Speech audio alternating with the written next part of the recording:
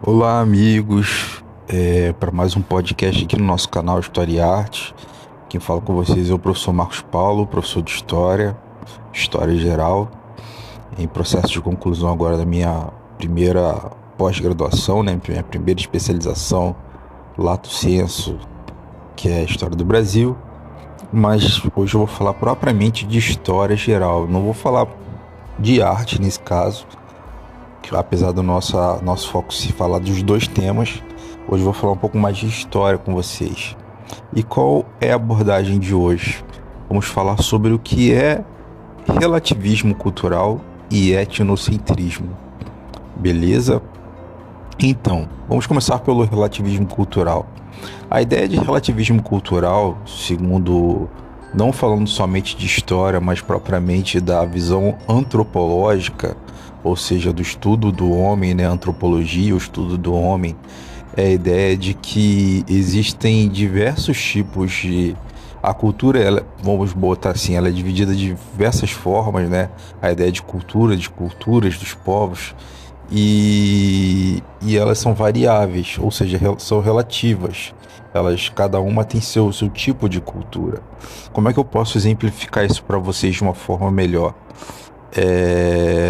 Por exemplo, os hindus, né? A cultura hindu, da religião hindu na Índia, eles consideram o boi sagrado. Eles não comem boi, não comem carne, tá? Eles não comem necessariamente carne bovina, por exemplo, tá bom? Assim como ratos, lá também eles consideram ratos não sagrados, mas como partes integrantes dos seres vivos. Então eles deixam os ratos soltos, diferentemente daqui do Brasil, que a gente considera como um animal perigoso. Perigoso no sentido de quê? De transmitir doenças, um agente transmissor de doenças. Não pelo rato em si, mas pelas doenças que ele pode transmitir. Então, isso seria um exemplo de relativismo cultural. Como nós vemos no Brasil, por exemplo, não só no Brasil, mas outros países, né? Que o rato é um animal que pode transmitir doenças. E nós, por exemplo, na maioria das pessoas, não todas, claro, comemos vários tipos de carne, inclusive a carne bovina, né? Do boi. E lá na Índia, não. O boi é sagrado. Em especial, que eu digo para o povo da religião hindu, tá? É um tipo de religião, dentre outras que existem na Índia, mas essa se destaca, é a religião hindu, aquela que tem que eles pintam no centro da testa uma coloração avermelhada, tá bom? Só para vocês entenderem terem uma ideia do que é, assim, uma ideia muito superficial da religião hindu, tá bom? Vamos dar um exemplo mais próximo daqui, do nosso país e nos dias de hoje, de relativismo cultural. Relativismo cultural nos dias de hoje, vou dar um exemplo bem próximo, assim, para quem conhece ou sabe, assim, Rio de Janeiro e São Paulo. São Paulo, por exemplo, é vista a cidade de São Paulo, né, metrópole São Paulo, não falo do estado, mas a cidade de São Paulo é vista como cidade do trabalho, a cidade que nunca dorme, ou seja, eles ou estão trabalhando ou estão em algum evento. Tá sempre tendo alguma coisa na cidade de São Paulo. Muito se fala da Avenida Augusta, né? A Avenida Augusta é uma avenida gigante mesmo, né? Toda avenida tem essa ideia de ser grande, e essa Avenida Augusta é enorme. E lá diz que é uma avenida que nunca para, porque ou tá tendo algum evento, ou é à noite, né? Durante a noite, madrugada, ou tá tendo trabalho. E normalmente São Paulo é vista como uma cidade de trabalho a todo tempo. Já o Rio de Janeiro é visto como uma cidade de pessoas que só querem saber de praia. Isso é especial, os paulistas veem os cariocas assim, e os cariocas veem os paulistas dessa forma, que só querem trabalhar. E o Rio, nesse caso, como comentei, é muito visto como pessoas que não são muito chegadas a trabalho, né? Pelo jeito de falar também, pelo sotaque do carioca. Vocês podem notar pelo meu sotaque é assim, porque eu não sou necessariamente carioca, eu sou fluminense ou niteroense. Eu sou da cidade de Niterói, cidade vizinha à cidade do Rio, mas como estamos na mesma região, né? Mesma região do estado do Rio de Janeiro, cidade do lado, literalmente, o sotaque é o mesmo. Então a gente fala mais puxado. Eu mesmo não noto, só noto quando alguém de fora me diz isso. Alguém de fora que eu digo, alguém de outro estado. Pra gente isso é normal, essa forma de falar. Então, assim, e dizem que é meio malandreado, por isso de malandro, né? Por isso que também é conhecido na história do Rio, principalmente década de 20, 1920, a ideia do malandro, né? Principalmente do bairro da Lapa, do bairro da Lapa do Rio de Janeiro. Eu sei que em São Paulo também tem um bairro chamado Lapa, que eu tive a oportunidade de conhecer também, mas eu digo a Lapa aqui no Rio, que também é um bairro que é boêmio, ou seja, um bairro que funciona tanto de dia como à noite, principalmente à noite, que eu digo noite indo para madrugada. Então esse também seria um tipo de relativismo cultural local, ou seja, dentro da própria cidade.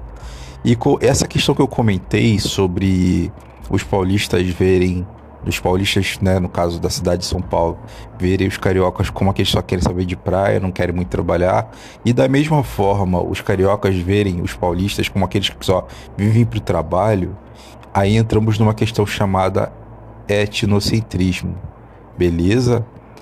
Então, temos essa relatividade cultural, ou seja, o pessoal de São Paulo que realmente é muito pegado, trabalho. Podemos destacar até também as pessoas do Nordeste que trabalham muito, e eu tenho muitos amigos nordestinos, conhecidos nordestinos, que se vocês também conhecem, são pessoas que trabalham muito, muito focadas em trabalho, muito focadas mesmo. E a gente vê isso, esse destaque. Assim, só estou dando alguns exemplos de relativismo cultural, mas só para vocês terem uma ideia. Mas voltando ao etnocentrismo para eu poder explicar. O que seria o etnocentrismo nesse caso, por exemplo, entre paulistas e cariocas que se veem de formas diferentes? Mas eu quero dar um apoio geral do etnocentrismo. O etnocentrismo é quando eu considero a minha cultura, o meu estilo de vida melhor do que a do outro. Quando eu considero o que eu faço melhor do que do outro. E aí tá a ideia de étnico, ou seja, de etnia, de raça, de localidade geográfica, entendeu? De localização. Então, na verdade, isso não é novo, isso começou bem no passado. Podemos falar que na época, foi muito destaque na época do neocolonialismo, ou seja, o neocolonialismo seria o período de colonização mais recente, assim, não tão recente, mas principalmente foi destaque entre os povos europeus e alguns povos de origem asiática também. Europeus que eu digo, podemos destacar Portugal, Inglaterra, tá? Podemos destacar também outros Alemanha, tá? Entre os países da Europa. Mas também tivemos outros países envolvidos nessa questão. No caso da Ásia, falando propriamente dita, tivemos o Japão, tá bom? Só para vocês terem uma ideia. E aí entra a questão, mas o próprio Estados Unidos, posteriormente, que foi colônia da Inglaterra, também teve essa visão etnocêntrica. E como comentei, isso não é algo específico dos países. Isso pode acontecer de forma regional, ou melhor dizendo, interestadual no próprio país, ou seja, entre estados no próprio país, como é o caso de São Paulo e Rio, o exemplo que eu dei para vocês. Então, isso não é muito bom, na verdade é bem ruim. Eu mesmo posso dar o exemplo, aí eu dou o exemplo regional de mim. Esse é um exemplo real, tá, gente? Eu, bem mais novo, ainda não tinha essa ideia de etnocentrismo, nem conhecia essa palavra na época, botem quase 20 anos atrás. Eu tinha a ideia sou de Niterói, como comentei, né? Cidade de Niterói. E fui trabalhar pela primeira vez na cidade do Rio de Janeiro, a cidade vizinha. Mas pouco saía de Niterói e ia para outras cidades. Mas aí fui para a cidade do Rio. E notei que é incrivelmente diferente o estilo de vida do carioca, propriamente dito. O carioca chamado da gema, né? Que é aquele que nasce no Rio de Janeiro, para o estilo de vida do niteroense, ou fluminense, aquele que nasce em Niterói. Em todos os sentidos, o estilo de vida deles é outra, a batida de trabalho deles é outra. Niterói é uma cidade mais voltada Assim como o Rio também é, mas Niterói é mais voltado a esportes, cultura, lazer, qualidade de vida em um todo. Não que o Rio não seja, mas é uma cidade bem menor também. E a cidade do Rio é bem grande, bem maior. E eu achei aquilo muito estranho, assim.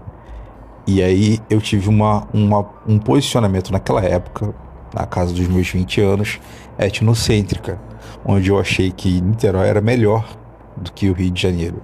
Então eu estou mostrando para vocês um exemplo meu de etnocentrismo regional, ou seja, local, entre duas cidades vizinhas, no caso, Marcos Paulo, hoje professor Marcos Paulo, agi de forma etnocêntrica.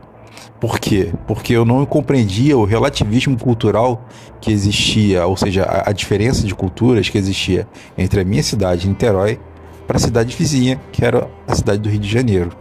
Então, gente, basicamente era isso que eu queria explicar para vocês. A ideia do relativismo cultural, que pode acontecer de forma entre países, ou entre estados, ou entre cidades, tá? Ou seja, culturas diferentes que podem variar de um lugar para o outro. Posso falar até da mesma cidade, entre bairros. Isso eu também noto aqui na própria cidade de Niterói, relativismo cultural. Eu moro em um bairro, mas a minha família tem uma casa em um outro bairro. E quando eu passo da minha casa fixa e vou para esse outro bairro da mesma cidade, Niterói, eu noto claramente o relativismo cultural, a mudança de cultura de um bairro para outro. Por quê? Porque o bairro que eu moro de forma fixa é um bairro mais operário, ou seja, o que eu quero dizer com isso? Um bairro onde são pessoas proletariadas que trabalham mais no dia a dia, que recebem mais salário mínimo, ou trabalham mais assim, tem uma carga horária de trabalho mais pesada.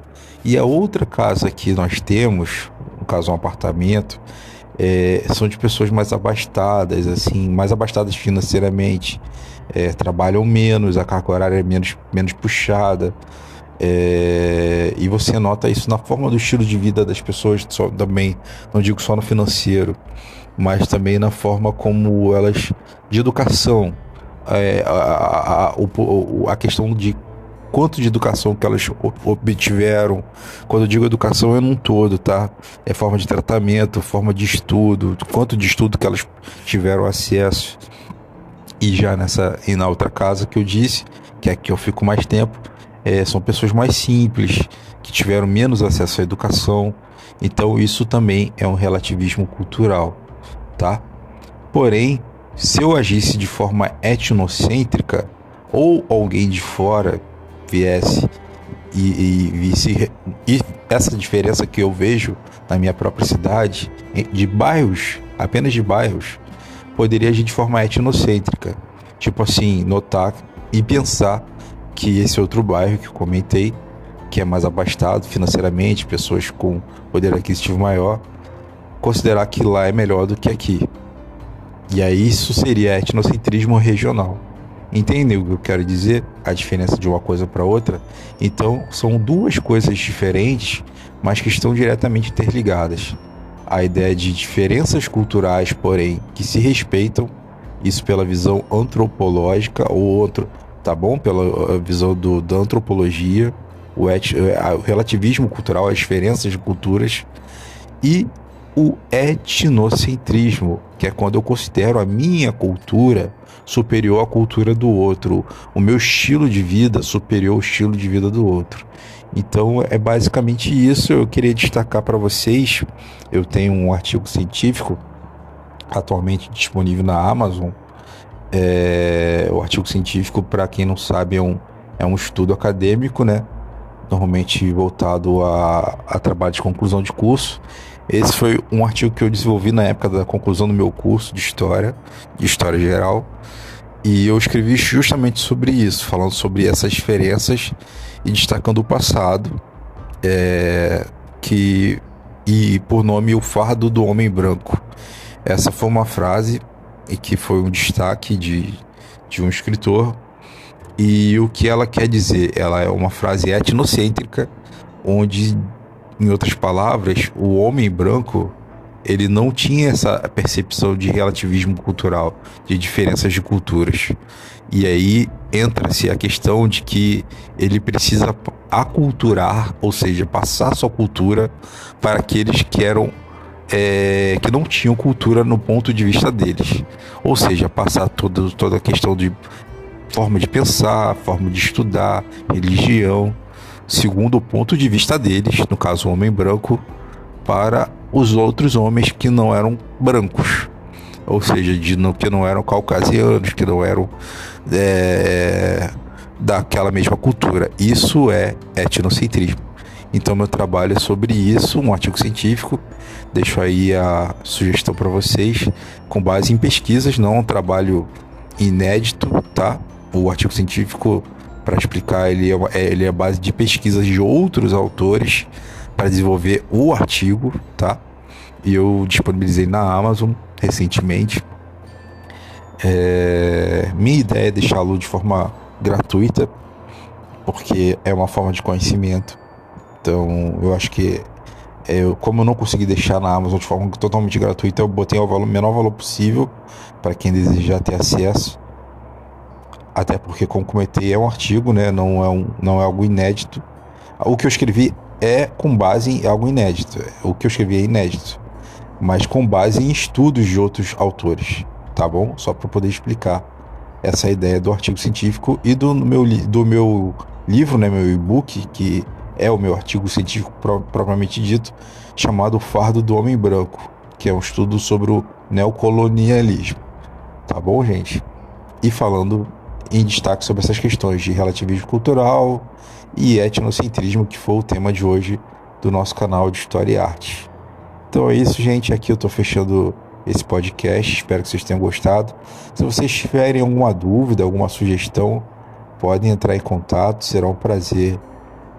Pode deixar mensagens. Aqui tem um canal de mensagens no próprio canal, né?